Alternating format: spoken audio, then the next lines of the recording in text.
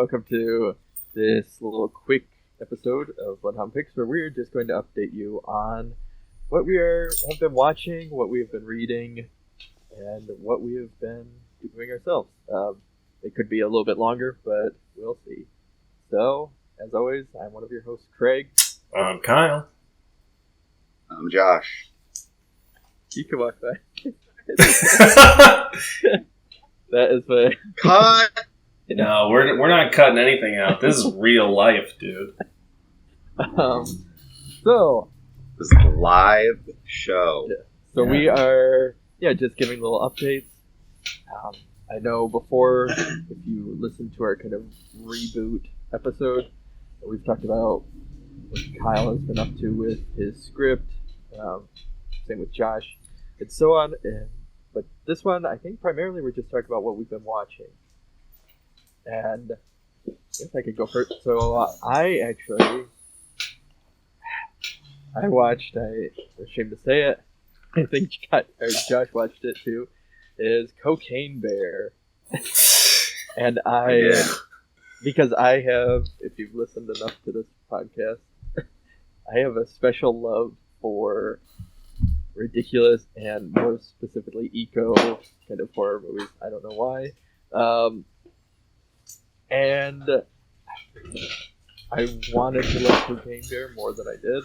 I think there are some great elements in it, but I know Josh, I don't know if it was just when we were talking or if it was an actual episode, but I remember you saying to us that it was one of those movies where it should have been, like they need to push it to the extreme for it to work, and I feel like they don't really do that. You have a bear on cocaine, and there's some good kills or things like that, but I really wanted to see, like, go for it and make it dumb. I just want a dumb, fun, gory movie.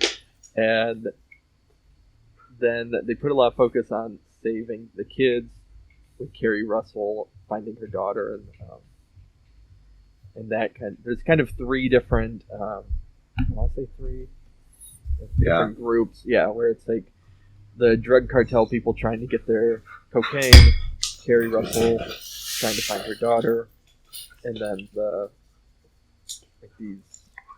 like the park ranger-ish. Yeah, park ranger, some kids that go around, they're like young kids going around stabbing people. And there's also a lot of points where you don't see the maulings, or characters just randomly, like, oh, I'm done with this, and then they leave. And that was a shame, because you just kind of want a bloodbath of it all. But it takes place in the 1980s. For those that, again, spoilers, I know I'm saying this late in the game, but... everything's going to be spoiled. Yeah. It takes place in the 1980s, and in the South, and so they have caricatures with, like, very kind of, movie Southern accents, and dressed all 80s like, and there's obviously an 80s soundtrack the entire time. But the ambulance scene, which they show in the trailer, was, I want to say, probably the best scene in it, and it has the guy hands down. Yeah, the actor is the one who he got famous on whatever TikTok or Instagram for, he does like the place with all the furniture. Why can't I think of it right now? I can't remember. Never mind. But he does some videos on there. That's how he got popular as a comedian. But yeah, I don't know. I wanted to like it more than I did. I thought it was better than I thought it could have been, but it still didn't live up to the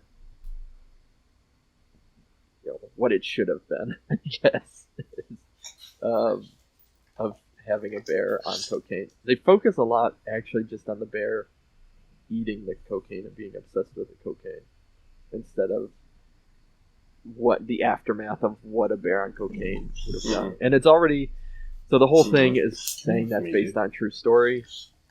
And you might say, well, then it should stick to the true story, blah, blah, blah. But the true story itself is that the bear just ingested a bag of cocaine and died. That's the true story. So if you're already having it running around killing people, might as well go further. And that's it. I think I also watched Screamers.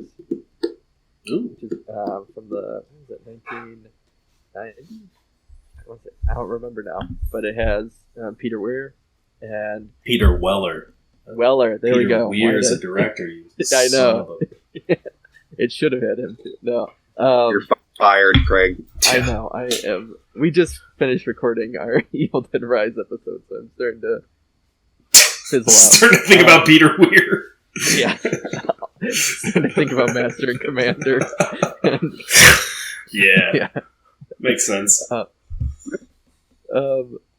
No, but it was weird. This is the first time I've watched it in years, and I remember when I was young, I tried to explain this movie because I think my brother watched it, and I saw it from him, and I'd constantly keep trying to explain it, and people would think I was just talking about Tremors, or that would say other elements, or they would think I was talking about aliens, or like all these different films.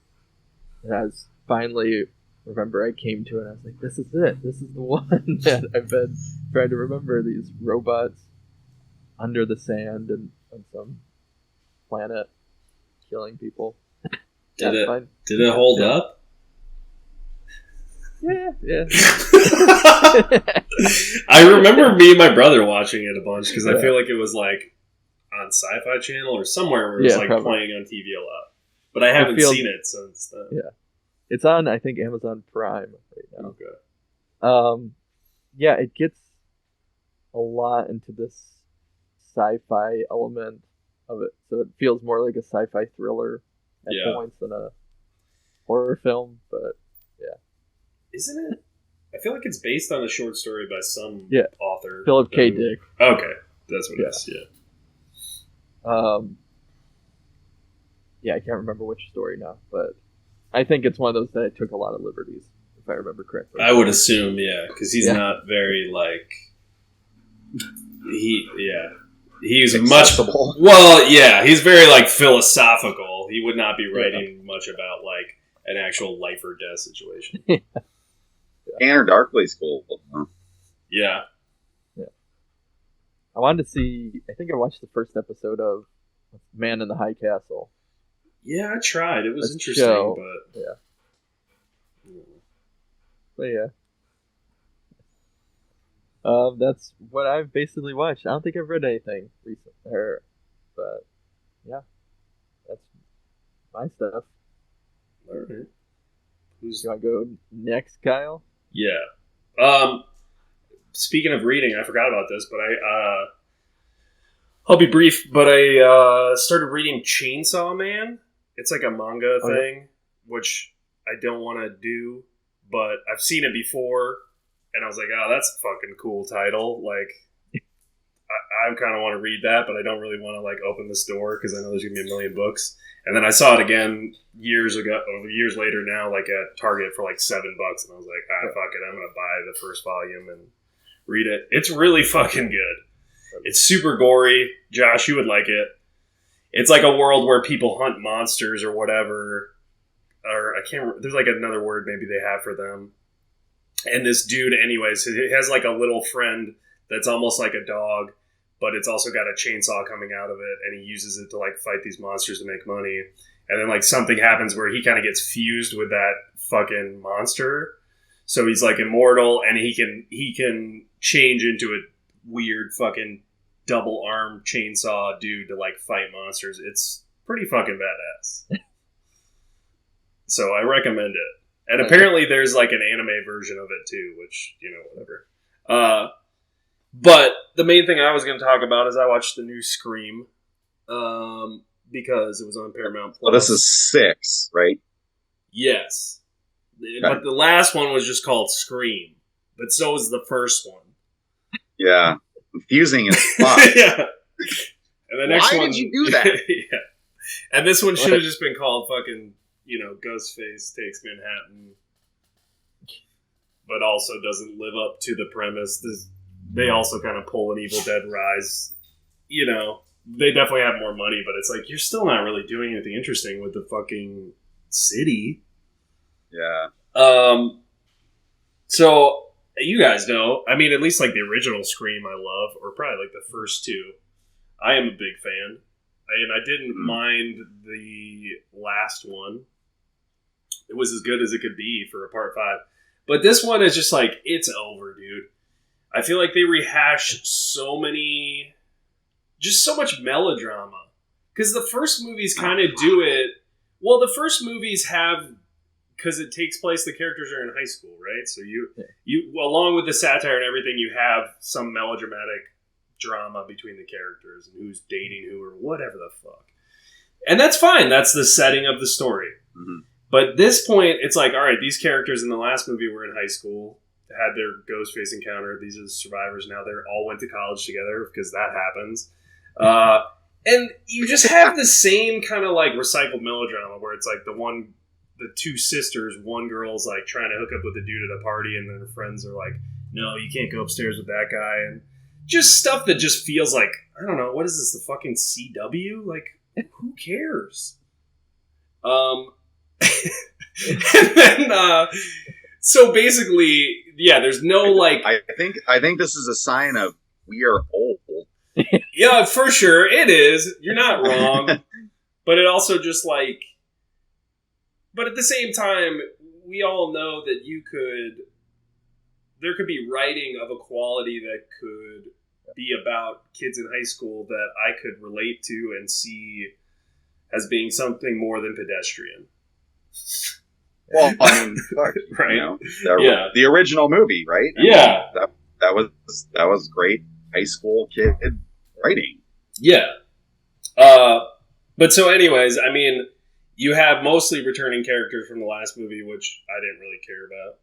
And then you have Courtney Cox comes back, and then you have Hayden Pantier or whatever, who was in like part 4, which is like, she came back, but also she kind of died in part 4, but not enough to. She was also only in one movie, so it's, I don't know. She's coming back, and she's like an FBI agent. Okay, and is then Matthew Lillard in it? I wish, not though. No, so yeah, I know. So sidebar. Originally, the third movie, Matthew Lillard was supposed to come back, and he was supposed to have been in prison, and it was supposed to kind of like be what the following ended up being, where like you find out that like there's almost a cult of people obsessed with the Scream murders, and it's like all one big trap for Nev Campbell, which would have been fucking cool. But part of the thing that is a good idea, right? I mean, that's like it's a good idea. Where else are you going to go? Because you keep exactly. picking up pairs of killers, and it's like, okay, whatever, and they have some bullshit reason, and it doesn't matter, which is what happens here. Yeah, that shit would have been great, but apparently it involved some shit with like school shootings, and it was like right around when 9/11 happened, and it was just like they weren't going to touch anything controversial. But this one, yeah. So, and you have Dermot Mulroney shows up as a detective, which I'm like, cool, Dermot Mulroney, I like him. If he's not one of the killers, he's a wasted actor, right? Because all he's gonna, what's he gonna do? Have a valiant death? Then he's not really gonna do anything. And he, of course, he becomes one of the killers. And of course, the killers are like, it's like him and his son and daughter are all the killers, and their other son was like the killer from the last movie, and he was obsessed with the Scream movies, and they're getting revenge because their killer brother got killed trying to kill people. All right.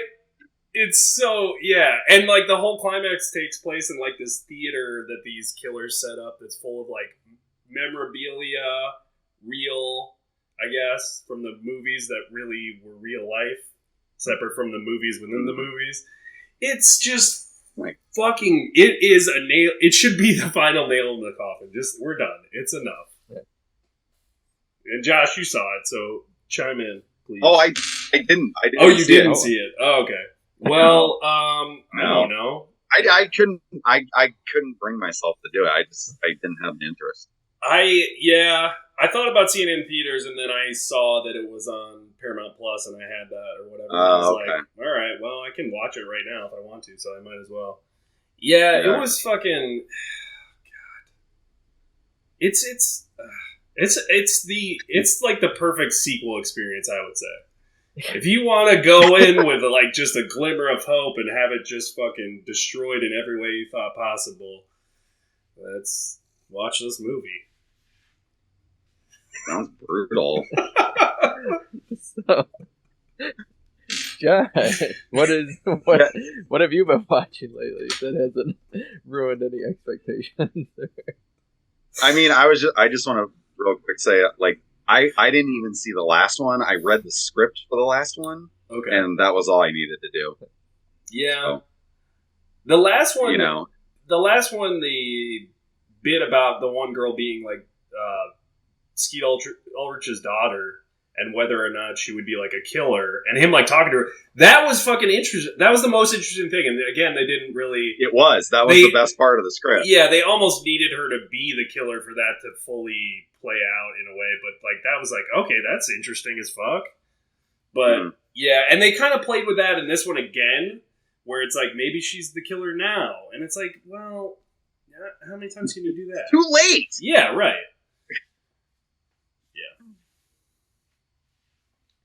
Josh, what did you watch? Okay, so so I don't know. You guys are mentioning like this like popular shit that people are well aware of. Like I don't do that. You know, like I watch all this fucking random bullshit. I mean, so like like literally last week, you know, it was Memorial Day. My wife was in North Carolina for something.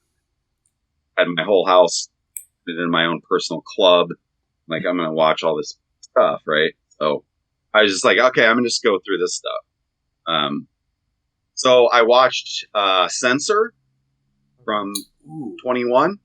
You guys know that movie? Yeah, I wanted to see it, but I haven't. Yeah, I heard it's good. Looks good. Okay. Yeah. So it takes like, it's set in the 80s, right? It's a UK film, all during like the video nasty type era. I can't remember exactly what the date was, something, you know, in the 80s, early 80s. That film was great. It's like almost like Gaspar Noe, almost. It's very psychedelic. It's very fucking weird. It's very fucking surreal. Can't recommend it enough. Great movie. It'd been on my list for a while. Like, all right, get that out of the way. Yeah, it was great. Something that would never be greenlit here anywhere. You'd have to have, you know, like, you'd have to finance it yourself. Is it British or it's somewhere over there, right? Yeah, it's British. You know, and it's one of those, like, obviously indie films. You know, they probably spent around $10 to make it. That's an exact number. Yeah, somewhere 10 to $20 at the Dollar Tree, and it shows, but it's great. You know, that's part of. It's just a very simple kind of idea that goes places, right? And it does get into like some very psychedelic, surreal. That's why I mentioned Gaspar Noe. But yeah, it was amazing. I loved it. Where did you watch that? It was on Hulu. Okay. It's on Hulu. Yeah, you should, Kyle. I know you would love it. Craig, you might not like it as much. You say Gaspar Noe, and I'm like, yep. Yeah, I mean, love it. Honestly, that's what it reminded me of. So that was cool. I watched another movie on Hulu called Gone in the Night. Again, I just have all this random shit. Gone in the Night has Winona Ryder and Dermot Mulroney. Yeah.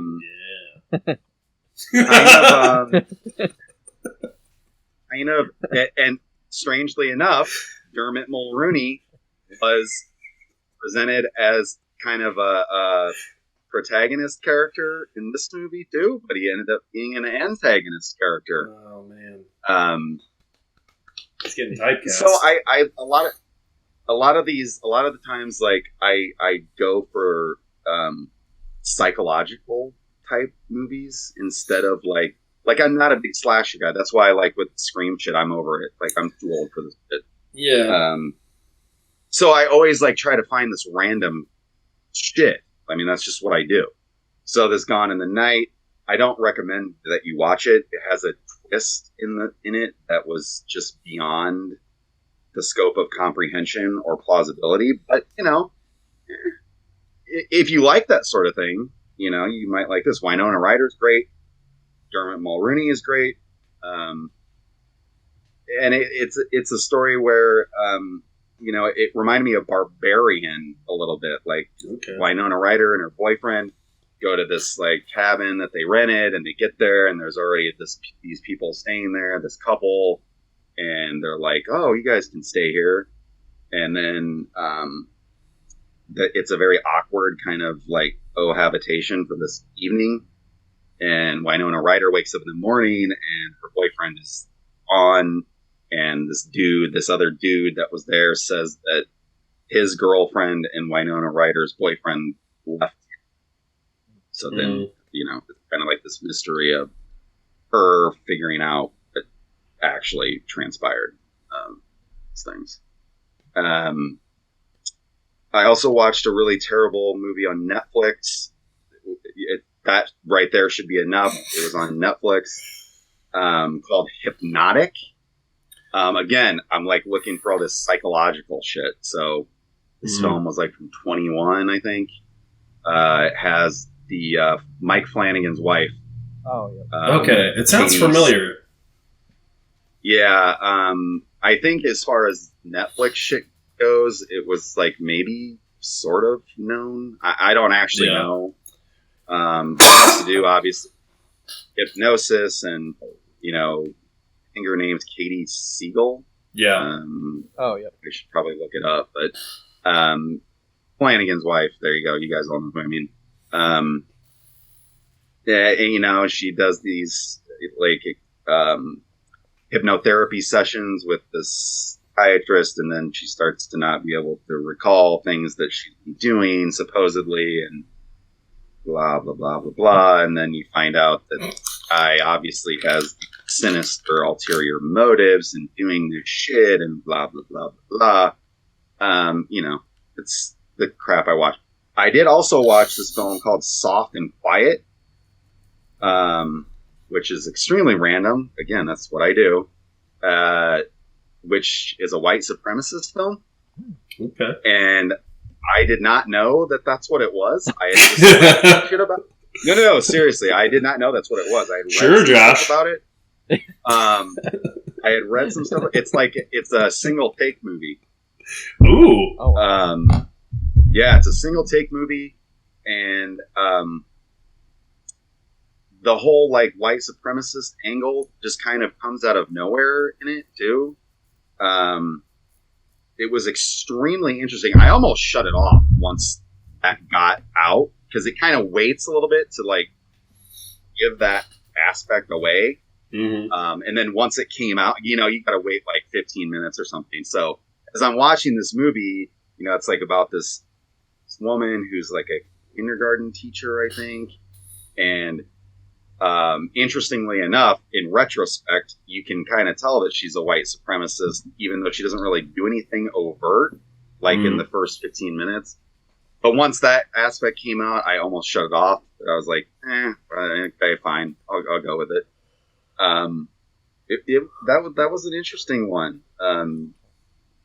The single take movie, of course, those experiments are always kind of, you know, like, how can you do that? Like, you know, well, yeah. And what's the thematic reason for doing that?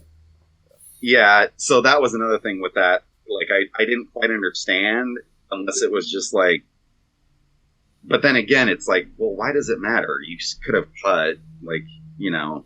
But I like, mean, you want it to be in a. You can create a lot of tension. Yeah. In a way. Yeah, very true. And this movie does go to some very tense places.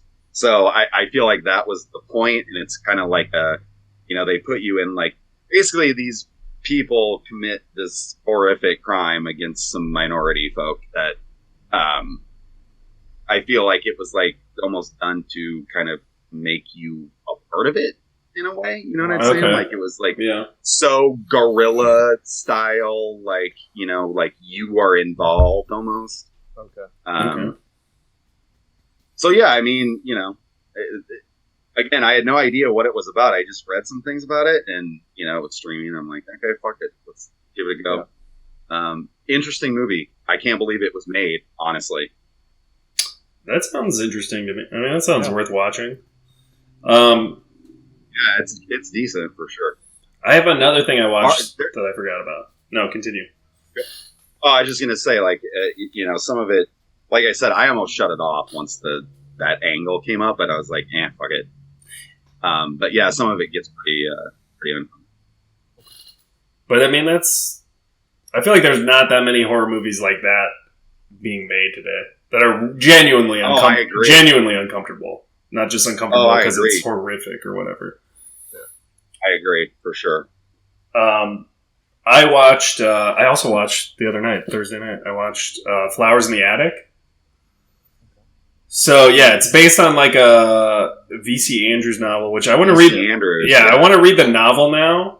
And I guess she writes mostly kind of horror-ish stuff, right? Like pulpy horror or whatever. Yeah. Yep.